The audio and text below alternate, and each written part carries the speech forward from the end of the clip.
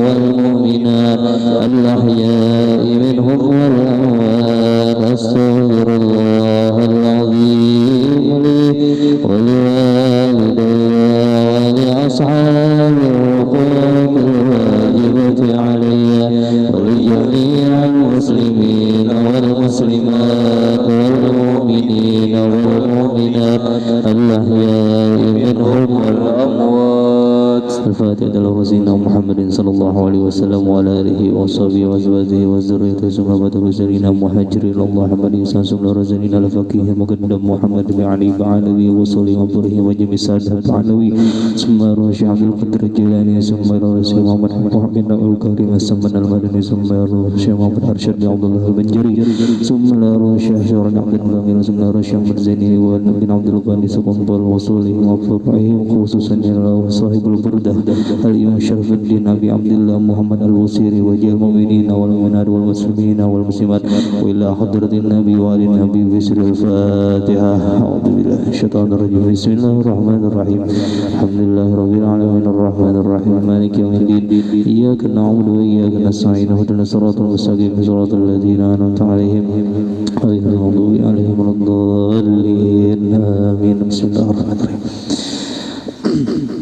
الحمد لله موسى الخلق من عدم ثم الصلاة على المختار في القدم مولاي صل وسلم دائما أبدا على حبيبك خير الخلق كلهم يا رب صل على من حل في الحرم محمد المصطفى من خص بالكرم أمن تذكر لراه به سلمي مدبت دمعا جرى من مكلة بدمي أم حبة الريح من تلقاء كاظمة وأمد الغرب بالظلماء من هدمي فما لعينك إن كنت كفاها متى وما لقلبك إن كنت تستفك يهمي أيحسب الصبر أن الحب منكتما ما بين منسجم منه ومضطرم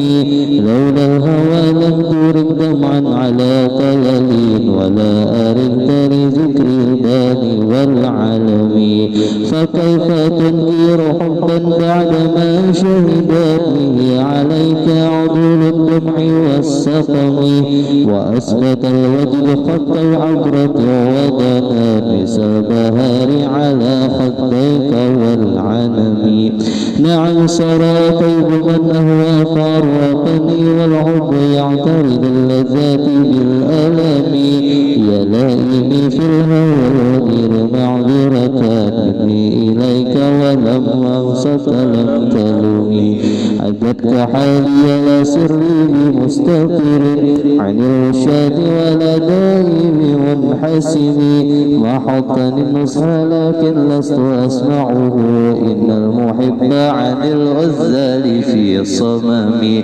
إني اتهمت نشيع السيف في عذل وشاب عبد في نس عن التهم ولا يصلي وسلم دائما أبدا على حبيبك خير الخلق كلهم اللهم صل وسلم وبارك عليه وعلى آله فإن أمرت بالسوء ما تعظت من جرها بنذير الشيب والهرم ولا أعادت فينا الفعل الجميل غير ضيف ألم برأس غير متشم لو كنت أعلم أني موكره كتمت سرا بدلي منه بالكتم من لي برد جماه من غوى يديها كما يرد جماع الخيل باللجم فلا ترى بالمعاصي كشر ساوتها إن الطعام يقوي الشهوة النهم والنفس كالفكر ترمي الحشاب على حب الرضاع وإن تفهمه ينفطم فاصرف هواها وهزر أن توليه إن الهوى ما تولى يسمي أو يسمي وراعها وهي في الأعمال سائمة وإن هي استغنت المرعى فلا النسيم كم حسنت لذة للمرء قاتلة من حيث لم يدري أن سم في الدسم واخشى الدسائس من جوع ومن شباء فرب مخمصة شر من الدخم واستبرق دمعا العين قدم تلات من المحارم والزم حية الندم وخلف نفس والشيطان وعصيهما وإن عما معدك الحسف فاتهم ولا تطيع منهما خصم ولا حكم فأنت تعرب قيد الخصم والحكم أستغفر الله من غال بلا أمل لقد نسفت به لزل ذي حكم أمرتك الخير لكن ما تمرت به وما استقمت فما قولي لك استقيم ولا تزوت قبل الموت نافلة ولم أصلي سوى فرد ولم أصوم مولاي صل وسلم دائما على حبيبك خير الخلق كلهم يا ربي بالمصطفى بلغ مقاصدنا نام موضعي واسع الكرم ظلمت سنة من نهي الظلام إلى أن اشتكت قدم ضر من ورمي وشد من شغب أشاءه وطوى تهدى الهجارة كشها مطرف الأدم وراودته الجبال الشم من ذهب عن نفسه فأراها أيما شمم وأكدت زهده فيها ضرورته إن الضرورة لا تعدو على العصم وكيف تدعو إلى الدنيا ضرورة من لولاه لم تخرج الدنيا من العدم محمد سيد الكونين والثقلين والفريقين من عرب ومن عجم نبينا الأمير النهي فلا أحد أبر في قولنا منه ولا نعم هو الحبيب الذي ترجى شفاعته لكل هول من الأهوال مقتحم دعا إلى الله فالمستمسكون به مستمسكون بحبل غير منفصم فوق النبيين في خلق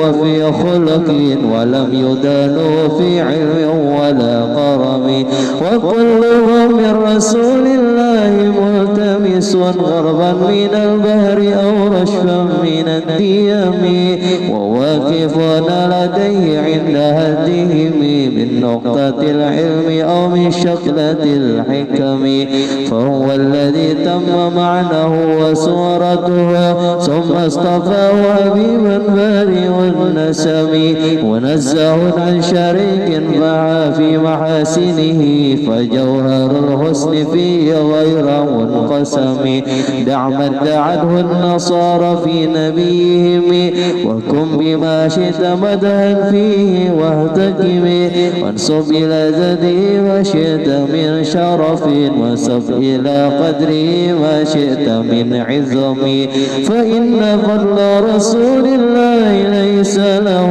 هد فيعرض عنه ناطق بفمه لو ناسبت قدره آيته عظما أحيا اسمه حين يدعى دارس الرمم لم يمتحنا بما تعيا العقول به حرصا علينا فلم نرتب ولم نهم أعيا الورى فما معناه فليس يرى للقرب والبعد منه غير منفخم كالشمس تزهر للعينين من بعد صغيرة وتكل قرب من أمامي وكيف يدرك في الدنيا حقيقته قوم نياما تسلوا عنه بالحلم فمبلغ العلم فيه أنه بشر وأنه خير خلق الله كلهم وكل آية أتى الرسل الكرام بها فإنما اتصلت من نوره بهم فإنه شمس فضل هم كواكبها يزهرن أنوارها للناس في الظلم. أكرم بخلق نبي زانه خلق بالحسن مستمر بالبشر متسم. فالزار في ضرب والبدر في شرب والبهر في كرم والدهر في همم. كأنه وهو فرد في جلالته في عسكر حين تلقاه وفي حشم. كأنما اللؤلؤ المكنون في صدف بعدين منطق منه ومبتسم. لا طيب يعدل تردمدم عظمه طوبى لمنتسك منه وملتسم. مولاي صل وسلم دائما أبدا بك خير الخلق كلهم. اللهم صل وبارك عليه وعلى آله. أبان مولده عن طيب أنصره يا طيب مبتدئ منه مختتم. يوم تفرس به الفرس أنهم قد أنذروا بحلول البؤس والنقم. وبات إيوان كسرى منصدعون كشمل أصحاب كسرى ظاهر ملتئم.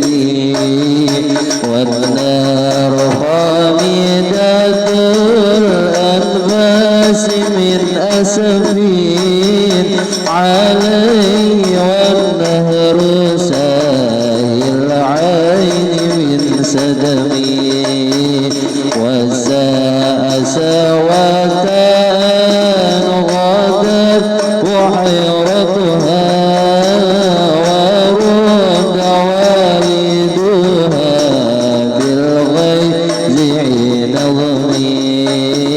كأن بالنار ما بالماء من بلد حسنا وبالماء ما بالنار من ضرب. والجن تطيب والأنوار ساطعة والحق يزهر في المعنى ومن كلمه.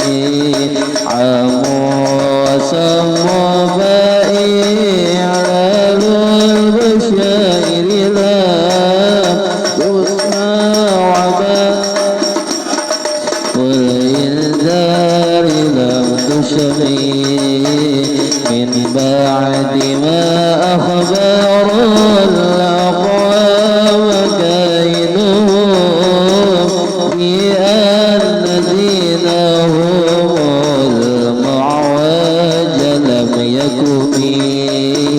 وبعد ما عينوا بالعرق من شرب وقدت وقاما بالأرض من صنم. حتى غدا عن طريق غير منهزمون من الشياطين وإسر منهزمين. كأنهم هربا أبطال أبراتين أو عسكر بالحصى من راتي رمي. نبذا به بعد تسويم ببطن ما نبذ المسبح من الشق ملتقم. مولاي صل وسلم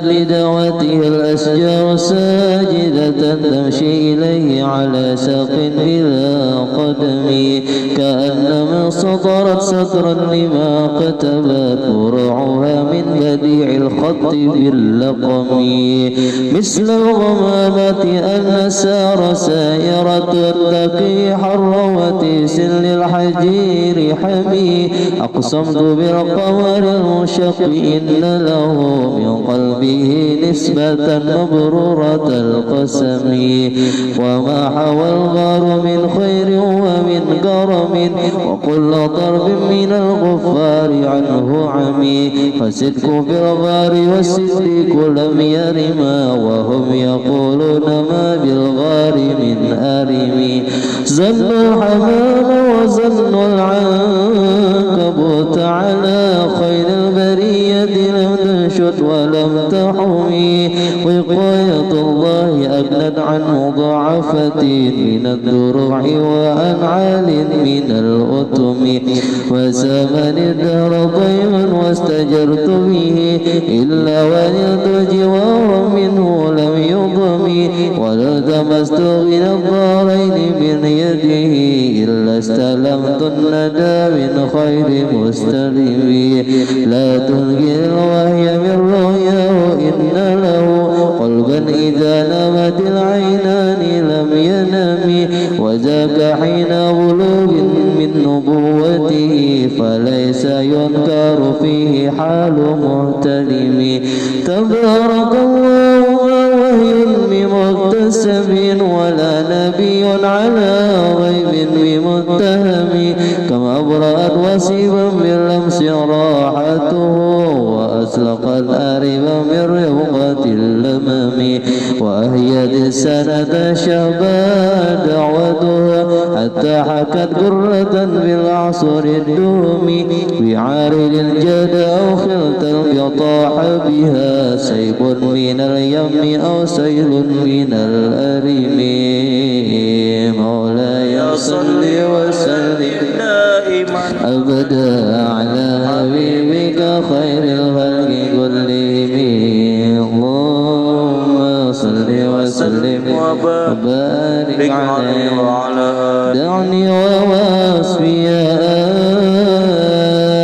آية له ظهرات زهور نار الكرام ليلا على عالمين فانظر يزداد حسنا وهو منتظم وليس ينقص قدرا غير منتظم فما تطاول آمل مدينة وفي من كرم الأخلاق والشيم آية حاكمنا الرحمن مهدسة قدمة صفة الموصف بالقدم لم تترك في زمان وهي تخبرنا عن الوعد وعن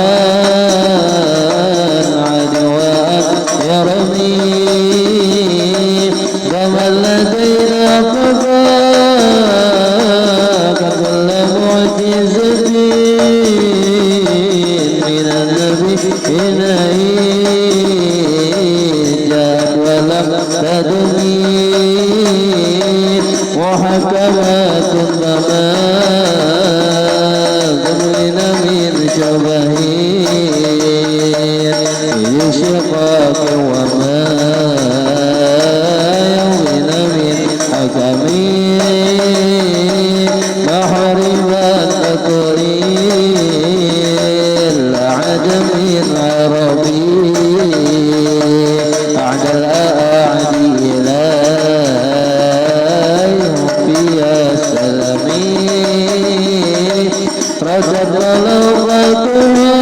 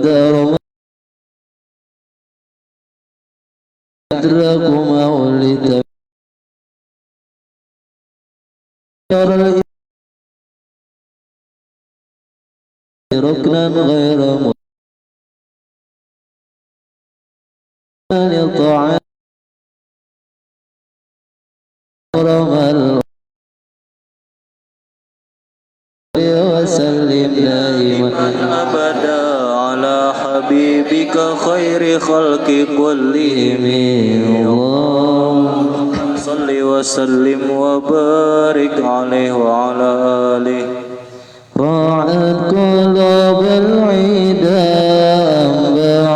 بعبسته كان بهاء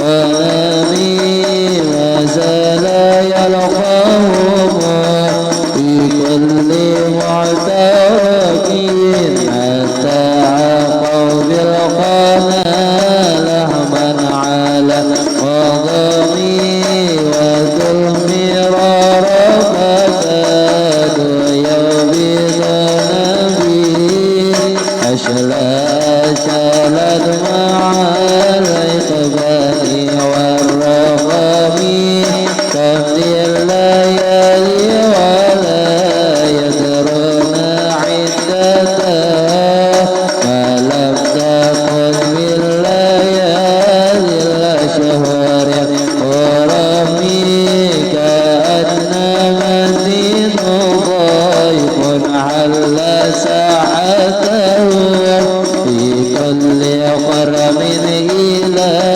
لحم العيد قريبية بقربتها موصولة الرحيم مقبولة أبدا منهم بغير أبي وخير بعل فلم تيتم والجبال فسل عنهم مصادمه فذهب منهم بكل مصطدم وسل عين وسل بدر وسل هدى رسل عذب لهم أدى من الوقف المسدير به حمرا بعدما وردت من العيد والأمراض وزمن الدماء والكاتبين بسمر الخصيم دركت أقلامهم حرف جسم غير منعجم شاك السلاح له مسيبة ميزهم والورد يمتاز بسماع عن السلام تهدي إليك رياح والنشر نشرهم فتحسب الزرافيل كمام كل كميك كأنهم بذور الخير نبذر بل من شدة الحزم لا حزمي طرت قلوب العدا من بعسهم فرقا فما تفرق بين الوهم والوهم ومن تكن برسول الله نصرته إن تلقاه الرشد في أجامها تجمي ولن ترى من ولي غير منتصرين به ولا من عدو غير منقسم أحل أمته في إرز ملته كالليث علم مع الأشوال بأجمي كم جدلت كلمات الله من جدل به وكم قسم القرآن من قسمي كفاك بالعلم في الأمة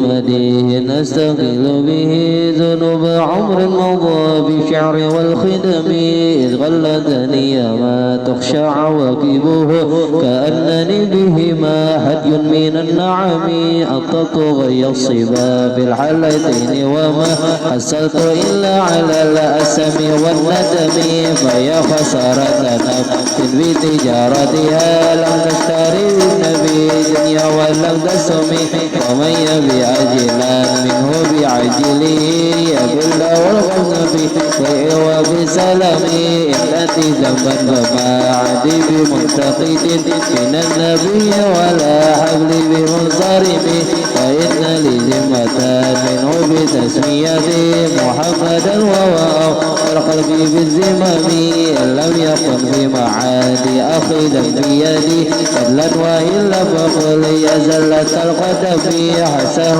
أن يحرم الرجيم كرمه أو يرجع الجرم وغير مدرم والمنذ ألزمت أفكار مدائها وجدته لخلاص خير ملتزم ولن يفوت الغنى منه يد الداربا إن الحياة ينبت الأزهار بالعقب والأمر زارت الدنيا التي صدفت يد زهير بما أثنى على حرمي مولاي صل وسلم دائما أبدا على حبيبك خير الخلق كلهم يا ربي بالمصطفى بلغ مقصدنا ومن لنا ما مضى وسع الكرم يا أكرم الخلق ما لمن ألذ به سواك عند هلول الحديث العميم ولا يضيق رسول الله جاهك به إذا الكريم تجلى باسم منتقم فإن من جودك الدنيا وضرتها ومن علومك علم اللوح والقلم ولم سلك قناتي وزلة عزمت إن القبائر بغفرانك اللمم لعل رحمة رافعين يصيمها تأتي على سبيل عشان في القسم يا ربي واجعل رجائي غير منعكس لديك واجعل حسابي غير منغرم وتوب عبدك في الدارين إن له صبر مدد الأول ينعزم وزن صوب صلاة مثل دائمة على النبي بمنال ومنسجم فرنها عزبات الغني ريح الصبا وأقرب العسال بجيب النغم ثم الرضا عن أبي بكر وعن عمر وعن علي وعن عثمان ذي الكرم والآل وسبي ثم التابعين لهم على التقى والنقى والحلم والكرم يا ربي بالمصطفى بلغ مقاصدنا يا واسع الكرم يا ربي بالمصطفى بلغ مقاصدنا واغفر لنا ما مضى يا واسع الكرم يا ربي بالمصطفى واغفر لنا ما مضى يا واسع الكرم واغفر إلهي لكل المسلمين بما يتلوه بالمسجد الأقصى وبحرمه بجاه من بيتها بطيبة حرم واسمها قسم من أعظم القسم وهذه بردة المختلق الختمات والحمد لله بفدي وبخدمي أبيضها قد أتى 60 مع 100 فرد بها كربنا يا واسع الكرم يا ربي واختم لقارئها وسمعها في حسن خاتمة يا مجيء الأمم والمسلمين جميعا كلما تليت ومن تجبري ربي سلامي يا أرحم الراحمين يا أرحم الراحمين يا أرحم الراحمين فرج على المسلمين. النبي الفاتحة. أعوذ بالله من الشيطان الرجيم. بسم الله الرحمن الرحيم. الحمد لله رب العالمين الرحمن الرحيم مالك يوم الدين إياك نعبد وإياك نستعين اهدنا الصراط المستقيم صراط الذين أنعمت عليهم غير المغضوب عليهم ولا الضالين آمين. آمين. بسم الله الرحمن الرحيم. الحمد لله رب العالمين. اللهم صل على سيدنا محمد عبدك ونبيك ورسولك النبي الأمي وعلى آله وصحبه وسلم. والصلاة والسلام عليك يا رسول الله، الصلاة والسلام عليك يا نبي الله، الصلاة والسلام عليك يا حبيب الله، الصلاة والسلام عليكم يا أنبياء الله وعلى آلكم وأصحابكم أجمعين. الحمد لله رب العالمين. الحمد لله رب العالمين. حمد الذاكرين، حمد الذاكرين، حمد الشاكرين، حمد يوفي نعمه ويكفي مزيده. نحمدك على جميع نعمك وما علمنا منها وما لم نعلم، وعلى كل حال اللهم يا محاوي الأحوال حوي الحالنا إلى أحسن الحال. اللهم يا محاوي الأحوال حوي الحالنا إلى أحسن الحال. اللهم يا محاوي الأحوال حوي الحالنا إلى أحسن الحال، ونجنا من عمل أهل الضلال وفعل الجهال. اللهم صل وسلم على سيدنا محمد وعلى آله وصحبه وأشيائه وأحزابه وإطرته وأهل بيته أجمعين. اللهم اجعل صواب ذلك في صحيفه وصلى الله عليه وسلم. اللهم آتي الوسيلة والفضيلة والشرف الدرجة والعالية الرفيعة وبوس مقام محمود الذي وأتاه إنك لا تخلف الميعاد. اللهم اشرنا والحاضرين في زمرته وافزنا على سنته واستعملنا لطاعته وأوردنا حوضه واسقنا بيده الشريفة شربة هنيئة مرية ولا نزمع بعدها أبدا يا رب العالمين. اللهم في صف الهادي المهتدين والراشدين والمرشدين وذوي القدر العلي والفخر الجليل سادتنا أبي بكر وعمر وعثمان وعلي، وفي صحيفة الزهراء البتول سيدتنا فاطمة بنت سيدنا الرسول، ثم في صف ولديها السيدين أبي محمد حسن وأبي عبد الله بن حسين والعمين الشهيرين عند الله وعند الناس أبي الأنمار حمزة وأبي الفضل عباس والأنصار مهاجر وأزواجه الطاهرة أمهات المؤمنين وجميع الصحابة والقرابة والتابعين والتابعين ومن تبعهم بإحسان إلى يوم الدين، ورعبة الأمة المجدين مخالدين في الدين والأولياء والشهداء والصالحين، وخصوصا في صفير والمسيح هذه البردة والشريف السيد شرف الدين محمد البصري، ثم في صف الأولياء الله تعالى جميعا من الأقطاب وأنجاب وأوتاد وأبدال ورجال الغيب من مشارق الأرض ومغاربها أينما كانوا وأينما حلت وأرواحهم يا رب العالمين. وانفعنا ببركاتهم وانفعنا من نفحاتهم وأعدنا علينا وعلى المسلمين من بركاتهم ومن بركات علومهم وأنفاسهم الطاهرات في الدين والدنيا والآخرة. ثم في صحابنا وصحيف الحاضرين والسامعين ووالدنا ووالدهم وأمواتنا وأمواتهم وأموات المسلمين أجمعين. اللهم اجعل جمعنا هذا جمعا مرحوما وتفرقنا من بعد هذا تفرقا معصوما، ولا تجعل له فينا ولا معنا ولا حوالينا مرحوما ولا معصوما وعن بابك مطرودا. وهب اللهم بفضلك وإحسانا لمحسننا ومحسننا لعالمنا وعاملنا ومخدمنا، وهب لنا جميعا بمنك وكرمك برحمتك يا أرحم الراحمين. اللهم اجعل آخر كلامنا من الدنيا عند انتهاء أجلنا شهادة أن لا إله إلا الله وأن محمد رسول الله، وآمين علينا غير مفتون ولا فاتن ولا قانت ولا مغير يا رب العالمين. اللهم إنا نسألك من ونستعيذك من شر ما تعزك ومن عبدك ونبيك محمد صلى الله عليه وسلم. إن الله وملائكته يصلون على النبي يا أيها الذين آمنوا صلوا عليه وسلموا تسليما. اللهم صل وسلم على سيدنا محمد وعلى آله وصحبه أجمعين والحمد لله رب العالمين.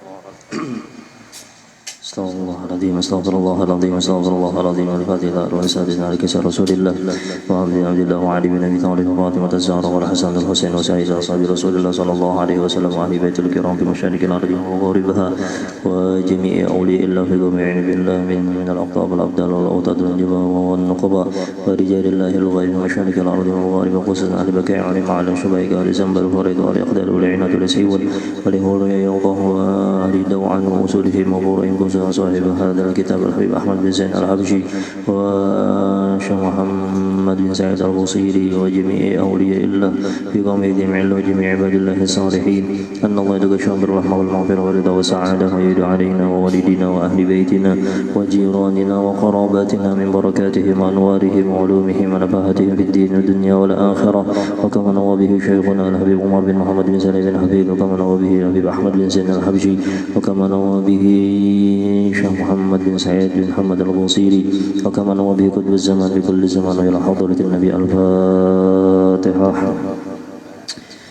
أعوذ بالله من الشيطان الرجيم. بسم الله الرحمن الرحيم. الحمد لله رب العالمين الرحمن الرحيم مالك يوم الدين إياك نعبد وإياك نستعين اهدنا الصراط المستقيم صراط الذين أنعمت عليهم غير المغضوب عليهم ولا الضالين آمين.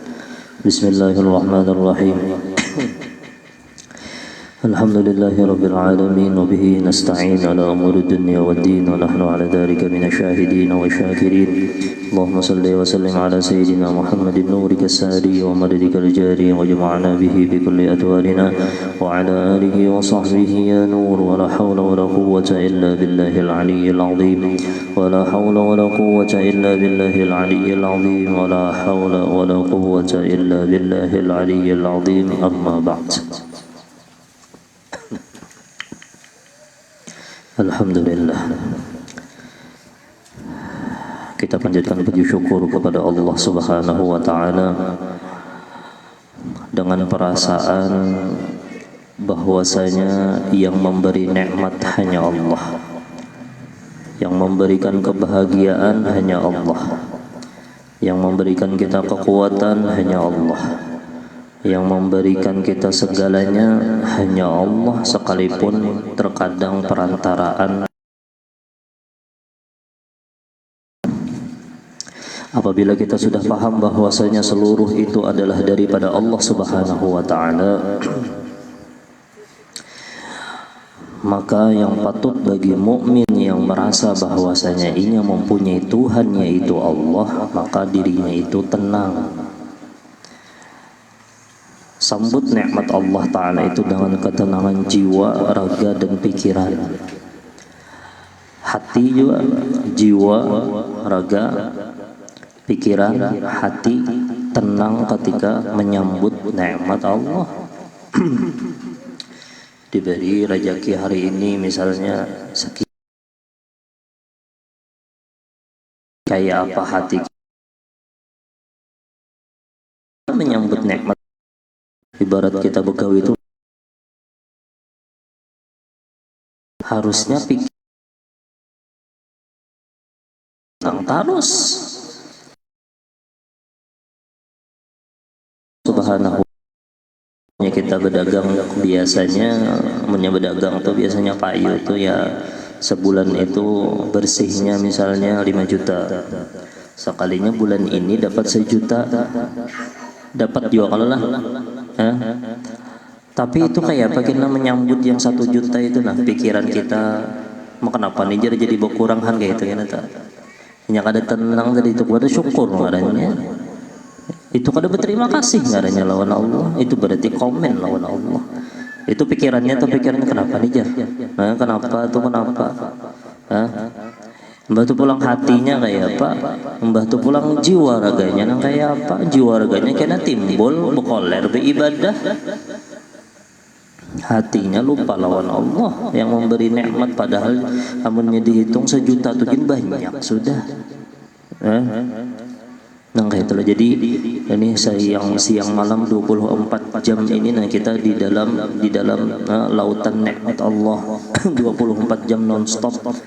Jadi kayak apa, jiwa, raga, hati, pikiran kita tenang untuk menyambut segala nikmat Allah, maka tenang. Makanya ala inna awliya Allah la khaufun alaihim wa lahum yahzanun. Orang yang sudah bertetal wali Allah Ta'ala itu pada lagi sudah takutan, duka cita, tenang terus. Kenapa? Karena inya selalu parak lawan Allah Subhanahu wa Ta'ala. Mudah-mudahan kita jadi hamba Allah Ta'ala yang bersyukur insyaAllah. Nanya montong tuh bisa jual alhamdulillah abahnya aja hari ini kita dapat 1 jutanya, 1 juta aja, 1 juta aja, 1 juta aja tuh yang beri mawar benar. Ajaknya tuh nambah itu terkadang maulah pikiran kita kada tenang, ajaknya tuh terkadang maulah hati kita itu kada ingat Allah. Ajaknya tuh nambah kena maulah kita bapak jua aku jelamun kayak ini baca ma'amalakan sembahyang Tuhan kayak itu jadinya kena tak awaknya kena badannya kada mau beribadah lawan Allah. Orang sekecil apapun masuk akan sudah yang mulai kita mulai berhari berjalan itu nah, mulai kita awal membuka majelis sampai detik ini membahas masalah syukur aja nah, kayak kita menghargai nikmat-nikmat Allah, mensyukuri nikmat Allah, masuk akan ibarataan nang kayak apa terakhirnya itu hampir terakhirlah jiwa, raga, pikiran, hati kita tenang menyambut segala nikmat yang non-stop 24 jam ini. Allah la ilaha illallah Muhammadur Rasulullah sallallahu alaihi wasallam. Nikmat ketika kau mengucapkan kalimat tauhid la ilaha illallah nafajar wa'lam fa'lam annahu la ilaha ya ayyuhalladzina amanu apa jadi dalam Quran alladzina amanu wa tatma'innu qulubuhum bidzikrillah. Emang sudah ada la ilaha illallah itu di dalam hati kita itu ada sudah. Tapi apabila disyukuri terbanyak kena terbaca terbanyak terbaca iya kena mula hati tenang kenapa inya bisi la ilaha illallah belum kena inya masuk ke dalam ma'rifah kepada Allah inya kenal lawan Allah mau ucapkan la ilaha illallah itu kena ya. Arkanul Islam khamsatun sudah kita bahas syahadatu alla ilaha illallah. Salah satunya semalam tuh kita memaknai daripada kalimat syahadat asyhadu alla ilaha illallah nang kayak apa kita itu selalu husnudzon lawan Allah bahwasanya Allah itu maha pengasih lawan penyayang bahwasanya Allah itu maha baik amun orang itu pengasih manusia aja tuh pengasih luar biasanya pengasih kadang mungkin menyakiti apalagi yang Allah maha pengasih dan penyayang itu ada terus dalam hati kita tenang apa aja yang terjadi lawan kita oh mungkin ini Allah Ta'ala sayang lawan aku kayak itu aja sudah apapun yang terjadi tak tercucuk paku mudah-mudahan kada adalah kadanya mendoakan gak ada tak tercucuk paku oh Allah Ta'ala maha penyayang kenapa kan nih kerancakan berjalan malam kah misalnya ketujuan apakah misalnya Allah Ta'ala sayang hendak mendiamakannya di rumah pokoknya apa aja terjadi nalah 24 jam yakin akan bahwasanya ketika kita sudah ada asyhadu alla ilaha illallah ayo pengamalkan sedikit barang daripada makna itu sedikit daripada makna asyhadu alla ilaha illallah ayo bang asyhadu alla ilaha illallah husnudzan lawan Allah ni maha baik itu jena apapun yang terjadi ruginya kah garingnya kah betul pulang kena musibahnya kah kada baik-baik jadi ini disambat tijar yang kada baik-baik itu kada mesti kada baik bahkan yang baik itu terkadang kada baik dalam pandangan orang yang hatinya kada baik amun pandangan hati orang itu baik berataan baik sekalipun kada baik amun pandangan orang yang kada baik hatinya yang baik itu yang kada baik tak maginya yang kada baik disangkanya baik ya tertipu ya nata dunia seakan-akan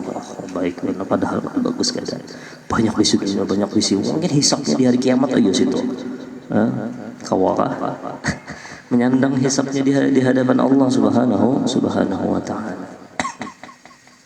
Itu salah satu makna daripada syahadat asyhadu alla ilaha illallah itu dulu nah asyhadu Allah kita itu husnudzan bang sangka baik terus lawan Allah ketika nyamankah hidup ketika kada nyamankah hidup ketika pusangkah ketika apa husnudzan Allah Ta'ala menggawi ini karena Allah Ta'ala sayang ar-Rahmanir Rahim makanya disambut di awal itu di Al-Quran Bismillahirrahmanirrahim itu dia namun dipahami Allah Ta'ala maha baik itu luar biasa sakit gigi sekali aja sakit gigi ya sakit gigi ya, paling berapa hari umpamang nang sehatnya berapa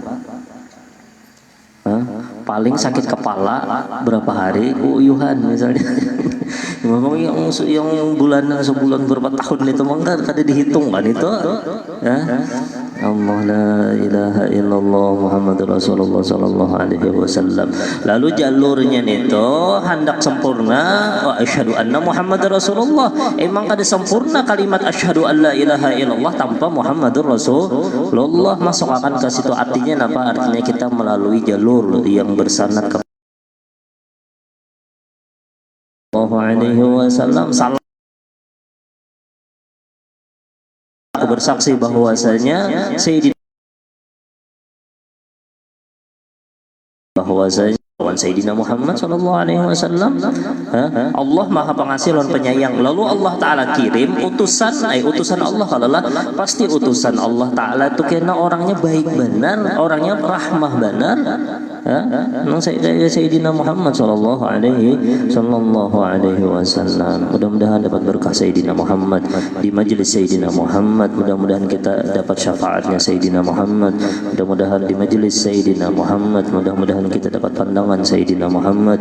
Mudah-mudahan dengan berkat majelis Sayyidina Muhammad ya Allah, mudah-mudahan kita terkumpul lawan Sayyidina Muhammad di dunia, di barzakh dan di syurganya Allah subhanahu wa ta'ala. Wa anna Muhammadar Rasulullah, itu yang kedua. Kalau yang keduanya yaitu kita bersaksi bahwasanya Sayyidina Muhammad itu adalah utusan Allah. Kita percaya Sayyidina Muhammad kah? Percaya pikiran kita kah? Kita percaya Sayyidina Muhammad kah? Kita percaya lawan orang pintar, orang kafir kah? Kita percaya lawan Sayyidina Muhammad kah? Kita percaya lawan Syekh Google kah?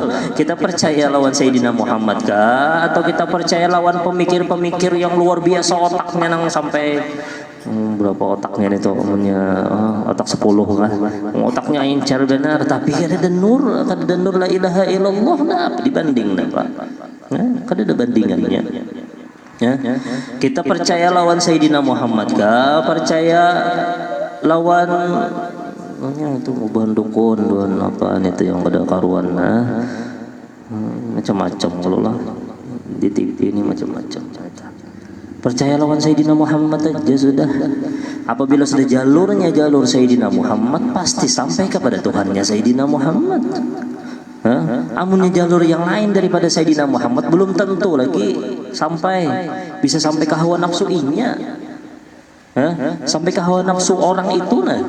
Orang itu pindah harat, bepandir, pindah harat, berceramah, pindah harat, misalnya ada bisi pemikiran-pemikiran yang the best lah bahasanya. Tapi kena sampainya ke hawa nafsu orang itu, kada sampai kepada Sayyidina Muhammad, kada sampai kepada Sayyidina Muhammad dan kada sampai kepada Tuhannya Sayyidina Muhammad sallallahu alaihi wasallam. Salawat. Nah, salah satunya mensyukuri atas adanya kalimat asyhadu an la ilaha illallah wa asyhadu anna Muhammadar Rasulullah. Salah satu simbol pensyukuran seorang hamba diberikan Allah Ta'ala kalimat tauhid la ilaha illallah Muhammadur Rasulullah. Orang tersebut memperbanyak membaca salawat kepada Habibullah Sayyidina Muhammad sallallahu alaihi wasallam, karena di sana disebutkan juga nama Allah sallallahu alaihi Muhammad atau Allahumma shalli ala Sayyidina Muhammad. Itu salah satu simbol syukurnya kita ada di dalam jiwa raga kita, asyhadu an la ilaha illallah wa asyhadu anna Muhammadar Rasulullah. Salawat ini pian buah cahayanya itu luar biasa. Seandainya lah mulai zaman Nabi Adam toh dikumpulkan sampai hari kiamat, ilmu hitamnya berkumpul berataan. Namun pian yakin sekali aja baca selawat langsung hilang tuh berataan yang gelap itu berataan. Dengan berkat saya siapa Sayyidina Muhammad, kada ada bandingannya. Biar bubuhannya bertriliun-triliunan kali lipat kada sebanding lawan Sayyidina Muhammad sallallahu alaihi wasallam. Nah, itu perguruan kita melajari kita kayak apa caranya supaya kita itu hidup di mengingat Allah, bersyukur kepada Allah, hidup kita itu untuk Allah dan menyampaikan orang supaya ingat lawan Sayyidina Muhammad sallallahu alaihi wasallam. Salah satu pensyukuran pulang kita ini ada diciptakan nih jiwa raga kita nih, mulai ujung rambut sampai ujung batis, mulai ujung rambut yang di dalam sampai ke ujung batis sini nah, daripada nikmat zahir dan nikmat batin jiwa raga kita ini. Nah, salah satu pensyukurannya yaitu sembahyang 5 waktu. Makanya yang ke syahadatu alla ilaha illallah wa anna Muhammadar Rasulullah wa iqamus shalah. Nina Allahu Akbar, ini berarti bergeraknya. Itu simbol kita itu mensyukuri nikmat adanya jiwa raga kita. Makanya disebutkan ibadah badan. Ibadah badan supaya seluruh anggota tubuh kita ini bersyukur atas nikmat dijadikannya kita manusia. Dengan apa caranya? Sembahyang 5 waktu. Di dalam sembahyang 5 waktu itu ada banyak di situ disebutkan nama Sayyidina Muhammad sallallahu alaihi wasallam. Allahumma shalli ala Sayyidina Muhammad. Nah itu simbolnya yang simbol pensyukuran kita itulah salah satu simbol pulang nih. Simbolnya pulang kita itu disuruh sembahyang 5 waktu, patuh lawan Allah. Ayo Allah Ta'ala na subuh ingat aku aja sih deh. Jadi kena kada ingat pulang, kena kada lawas ingat pulang. Itu versi orang awam. Amun versi orang soleh, amun versi orang-orang yang sudah tingkatnya tinggi di sisi Allah atau inya kuat ma'rifahnya kepada Allah, inya kenyamanan sembahyang. Waj'alni qurrata 'ain lis-shalah. Napa? Makanya sampai bengkak tuh udah berasa kenyamanan. Kadinya sakit pang Sayyidina Muhammad tuh malah kenyamanan. Bahkan kada itu aja ketika diberi bengkak itu afala akuna abdan syakura pula. Kayak apa aku kada nak bersyukur aja Sayyidina Muhammad. Makanya ada orang yang sembahyang 1000 rakaat malam. Ayo, siapa yang hakun malam ini sembahyang 1000 rakaat? 100 rakaat di mawak benar sudah kepala.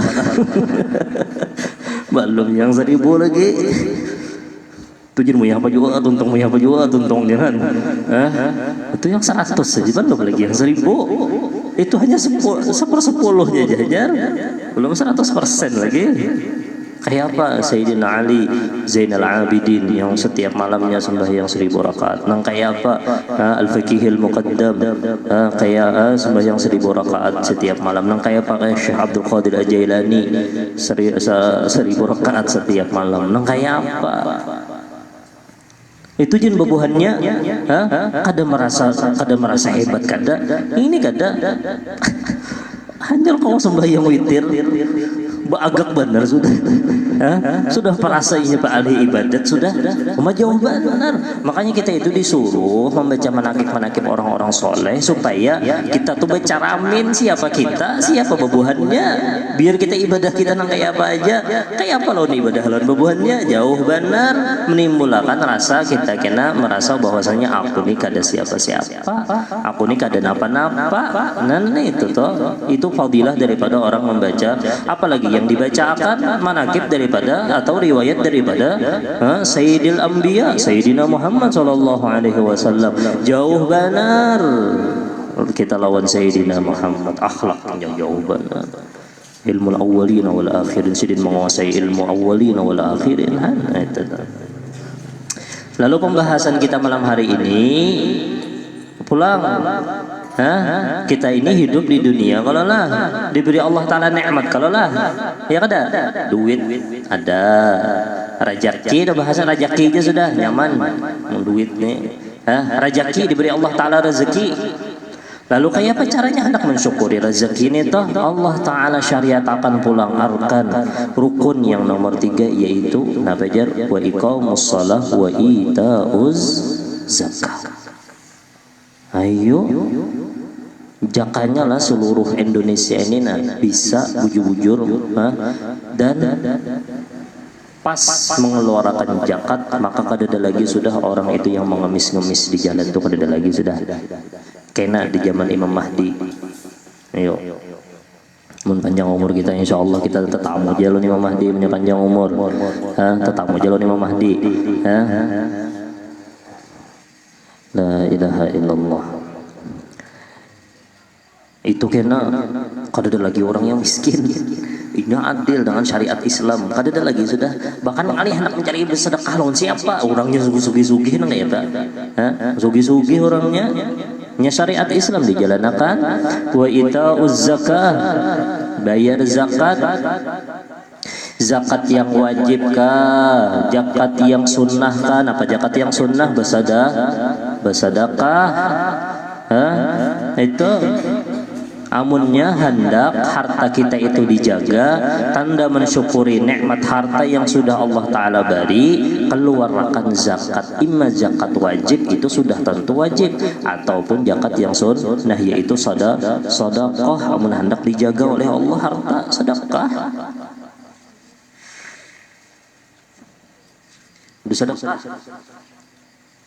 Di dalam kitab Ihya Ulumuddin itu Imam Ghazali memaparkan bahwasanya, jadi Imam Ghazali ketika orang itu membayar zakat, itu hakikatnya terkandung di dalam mengeluarkan zakat itu ada 3 hakikat. Hakikat yang pertama, dari Imam Ghazali, ketika orang mengeluarkan zakat dan ingin dengan rasa ikhlas mengeluarkan zakat, itu sebuah simbol yang nyata bahwasanya di dalam hati orang itu ada cinta lawan Allah. Oh, kenapa aja? Nang kaita pian cinta kada lawan duit. Jujur aja. Lawan harta cinta kada? Cinta kalau lah, ya ketujuh lah bahasanya, kada mungkin kada ketujuh lawan harta. Ketujuh kalau lah, ketika kita berkorban dengan yang kita ketujui demi Allah, itu tanda cinta lawan Allah.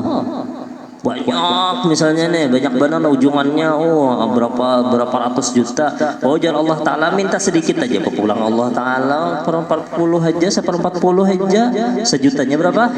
Selawi. Banyak kah sejuta selawi itu banyak kah? Kada juga kalau lah. Nah, jar Allah Ta'ala aja, jar Allah Ta'ala sedikit kada apa-apa. Nah, Allah Ta'ala hendak mengetahui kayak apa garang rasa cintanya seseorang hamba lawan Allah, yaitu disyariatakannya zakat. Karena kita hidup ini penuh dengan harta. Ini yang wajib dulu lah. Amun yang sunnah tuh kena lain lagi, kena itu ditambah Allah Ta'ala lagi, kena pahalanya. Inya kada banyak bisi duit, tapi inya bersedekah untuk di jalan Allah, itu yang bagus lagi.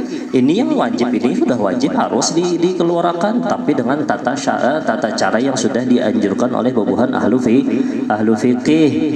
Belajar ini kada tahu. Banyak mana bisi duit kada tahu, tuh tersimpan di dalam bank tuh duit kada dipakai-pakai. Sekalinya sampai nisab setahun. Tuh duit yang di bank tuh kada dipakai-pakai, kada dipakai.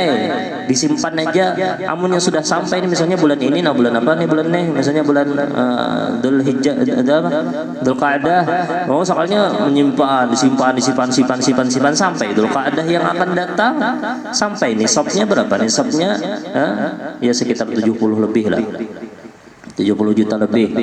Itu amunnya kita pakai emas. Tapi amunnya guru pantai lain lagi Sidin, baik kita apik Haji Sidin ambil yang pakai perak. Pakai perak itu hitungannya 14 juta aja. Amun sudah sampai 14 juta jakati. Ayo. Nikah berjakat sudah bisa 14 juta. Nyata ada bisa di 14 juta. Amun ada bisi duit 14 juta, tabungan 14 juta, wajib dijakati. Amunnya persib pakai perak. Itu Sidin apik benar. Tapi kada apa-apa, amunnya hendak pakai yang emas kada apa-apa jua, apa yang pakai perak kada apa-apa jua. Ini sedikit aja jua, sejutanya selawi.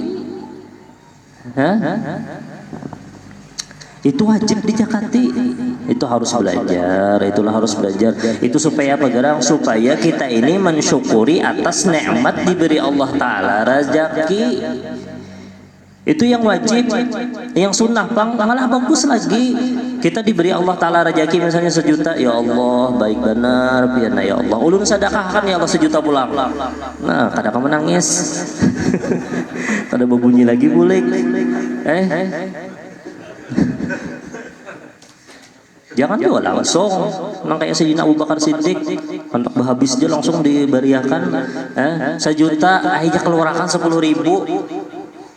10.000 nih gajian misalnya hari ini dapat misalnya 7 juta, celengan masjid belalu cilinginya aja padahal 7 juta tadi kada diberasihi ke bahasanya tuh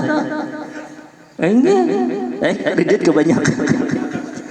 Kada apa-apa ketika kita dapat musibah misalnya kita tuh ada bisi hutang, kita tuh ada bisi kredit atau bisi apa. Amun hendak dipercepat oleh Allah bersedekah.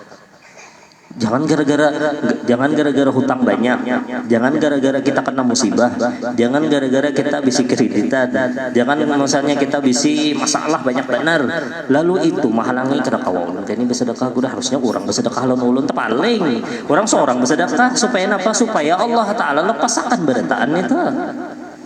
Nah itu kalau lah harusnya kalau lah. Tapi jangan juga banyak.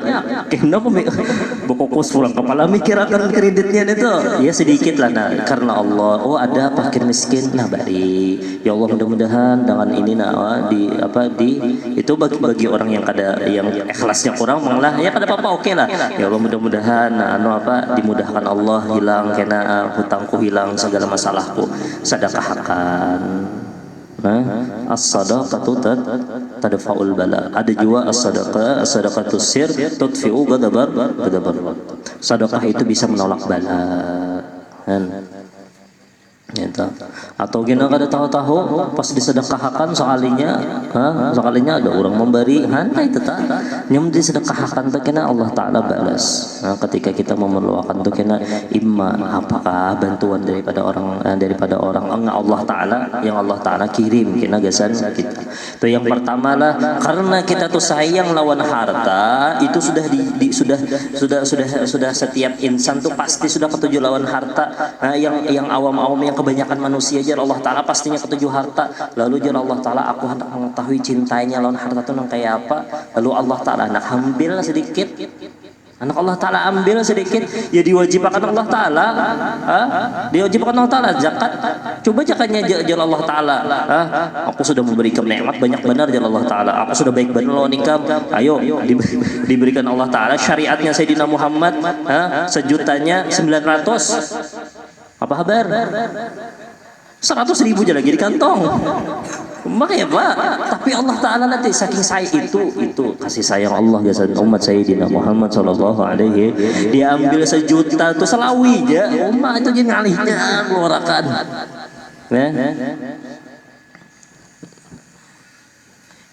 Itu jadi Imam Ghazali hakikat yang pertama menunjukkan bahwasanya ada di dalam hati seorang hamba itu cinta kepada Allah. Kenapa? Karena inya hakun mengorbankan yang inya cintai untuk Allah. Itu yang pertama. Yang kedua, ini membersihkan jiwa dirinya. Hakikat yang kedua membersihkan dirinya. Membersihkan apa? Membersihkan daripada sifat bakhil. Orang yang ketujuh bersedekah. Yang wajib itu wajib yang sudahlah. Ini yang bersedekah ulang. Orang yang ketujuh bersedekah, orang yang ketujuh nih membantu ajaran agama Allah, orang yang ketujuh nih membantu fakir miskin, itu orangnya dermawan, membersihkan sifat nih kikir, sifat bakhil di dalam jiwa raga kita. Al-bakhil aduullah walau kana aliman. Orang yang bakhil itu kenapa? Musuhnya Allah sekalipun orangnya berilmu. Orangnya berilmu tapi bakhilnya luar. Ajar kucing ini beilmu juga beilmu tulangnya tuh dihabiskan mau ajar kucing kayak apa ini kisahnya ada dapat lagi bagian kucing itu jen habis. Allah la ilaha illallah Muhammadur Rasulullah sallallahu alaihi wasallam. As-sakhi habibullah walau kana jahilan. Orang yang apa? Orang yang pemurah sekalipun inya kada tapi ilmu tapi inya terus menuntut ilmu itu adalah kekasihnya Allah. Dua tanda kekasih Allah, orang yang ada pemarah dan orangnya pemurah. Imma pemurah secara akhlak, imma pemurah secara ilmu, imma pemurah secara harta.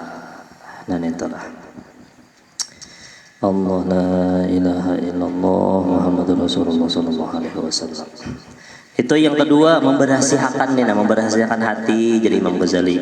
Yang ketiga ya jarulun pemulaan tadi. Yang ketiga hakikatnya kita itu disyariatkannya zakat untuk Allah Ta'ala menandak rasa syukur di dalam hati kita bahwasanya Allah memberi rezeki, lalu rezeki itu kita gunakan sedikit gesan agama Allah, gesan di jalan Allah, gesan membantu umat Sayyidina Muhammad sallallahu alaihi wasallam. Namun kita paham makna hakikat yang tiga tadi, maka kita paham oh itu bangsa kalinya zakat. Kada lagi sudah kena dalam hati bujur pang mengeluarkan zakat tapi asa alih benar hatinya lain pian paksaan lawan taat tuh lawan paksaan. Apa pulang perbedaannya itu juga mau beda-beda kan nih. Ayo apa bedanya taat lawan dipaksa? Nyotai beda benar. Amun taat itu timbul daripada sifat kasih sayang, sifat cinta terhadap orang yang menyuruh. Tapi amunnya paksaan itu kada dasar cinta. Amunnya orang telah patuh jar Allah Ta'ala bayar zakat inggih pun kada lagi komennya, oh mencari hilah supaya kada bayar zakat. Ini sudah misalnya kambing berapa 40 lah, pas sudah hendak hari hanya sembelihnya 5 ekong bah kada jadi 30 kada jadi berzakat.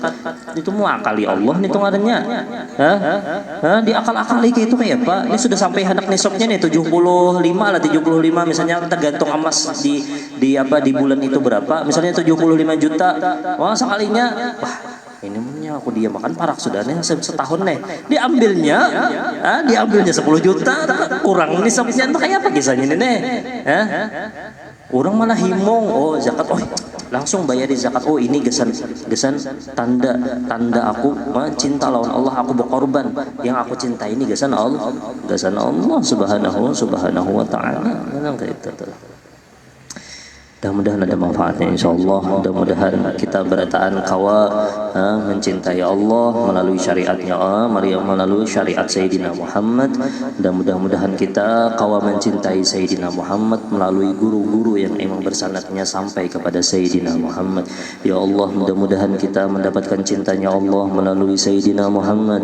Ya Allah, mudah-mudahan kita mendapatkan cintanya Sayyidina Muhammad melalui guru-guru kita yang emang sanadnya bersambung kepada Sayyidina Muhammad sallallahu alaihi wasallam, agar kita bersama terus dengan Sayyidina Muhammad sallallahu alaihi wasallam. Mudah-mudahan kita bahagia dunia akhirat, selamat dunia dan akhirat.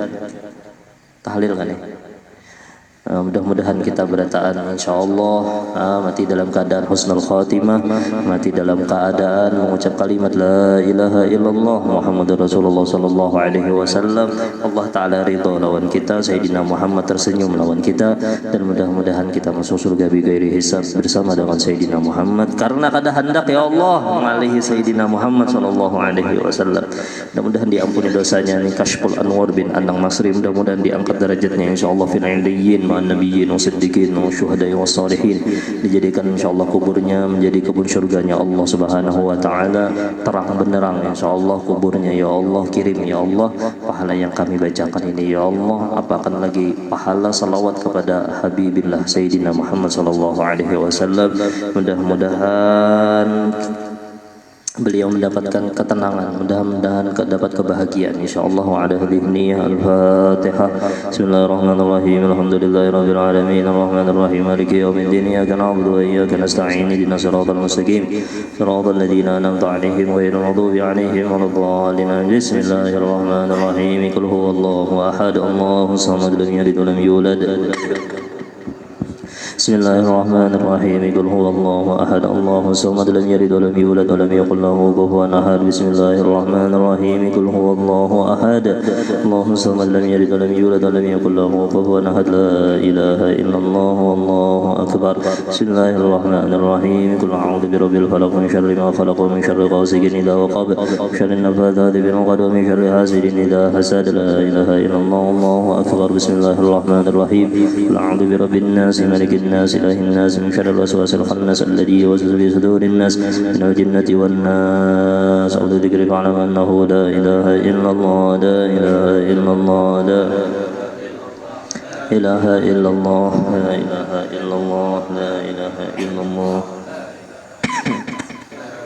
إلا الله لا إله إلا الله لا إله إلا الله لا إله إلا الله لا إله إلا الله لا إله إلا الله لا إله إلا الله لا إله إلا الله لا إله إلا الله سيدنا محمد رسول الله.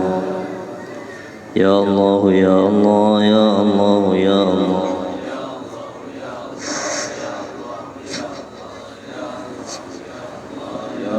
يا الله يا الله يا الله يا الله يا الله يا الله يا الله الله يا الله يا الله يا الله يا الله. اللهم صل على حبيبك سيدنا محمد وعلى آله وصحبه وبارك وسلم أجمعين.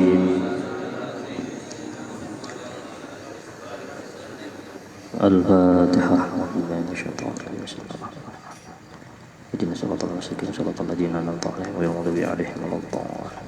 Salah satu kesimpulannya dari pelajaran kita tadi, apabila telah kita diberikan Allah Ta'ala taufik kawa bersedekah, apabila kita tuh diberikan Allah Ta'ala taufik kawa membantu umat Sayyidina Muhammad melalui jalur harta, jangan pernah merasa rugi.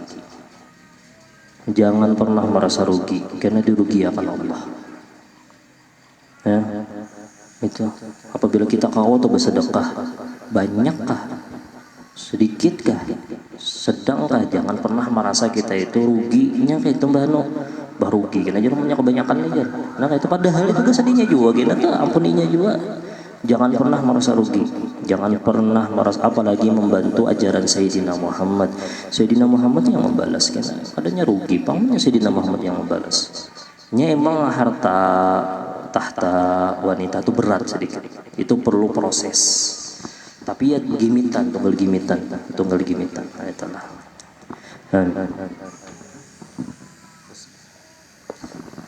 يا الله الرحمن الرحيم الحمد لله رب العالمين سيدنا ورد محمد وعلى اله وصحبه وبارك وسلم اجمعين.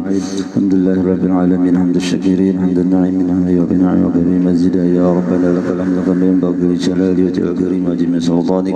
اللهم صل وسلم على سيدنا محمد في الاولين وصل وسلم على سيدنا محمد في الاخرين وصل وسلم على سيدنا محمد في كل وقت وحين وصل وسلم على سيدنا محمد في الملائكه على الى يوم الدين. اللهم اجعلنا واصلنا وقرانا من القران العظيم وما حللنا وما سبحنا وما استغفرنا على سيدنا محمد صلى الله عليه وسلم هدية واصلة ورحمة نازلة وبركة شاملة وإلى حضرة سيدنا وحبيبنا وشفينا محمد صلى الله عليه وسلم ثم إلى أرواح آبائه وإخوانه من الأنبياء والمرسلين والأولياء والشهداء والصالحين خصوصا إلى رحمة مهجر إلى بن نساء ثم إلى رسول البقي مقدم محمد بن علي وعليه وصلهم وفرهم وخصوصا إلى أرواح الحبيب عمر بن عبد الرحمن عبد الشيخ علي بن عبد الله بارس ثم إلى رسول الحبيب أحمد بن حسن بن عبد الله العطس وإلى روي أبي عبد الله على عيدروس وأبي عبد الله الحداد وحبيب أبو بكر الشكران وحبيب أبو بكر بن سليم ثم إلى روي الحبيب سالم بن عبد الله الشتري وإلى روي الحبيب علي بن محمد بن حسن الحبشي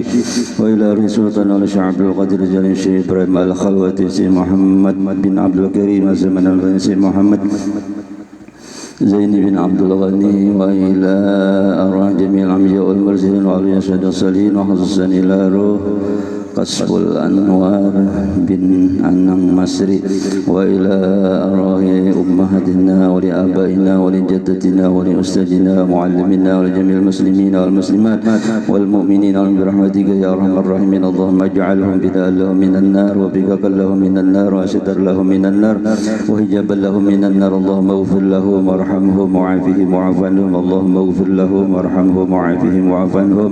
اللهم اغفر لهم وارحمهم وعافهم وعف عنهم. اللهم اجعل قبورهم روضة من رياض الجنان ولا تجعل قبورهم غفرة من غفرة النيران بشفاعة النبي صلى الله عليه وسلم.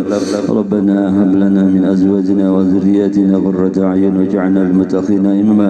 اللهم اجعلنا وذريتنا من أهل العلم والعبادة.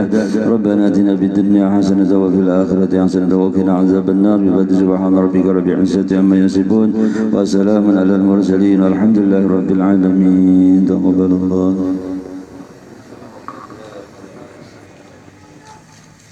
Mun coba Akmal ngatakan sebuting lagi, jangan kada ingat makan wadai satu.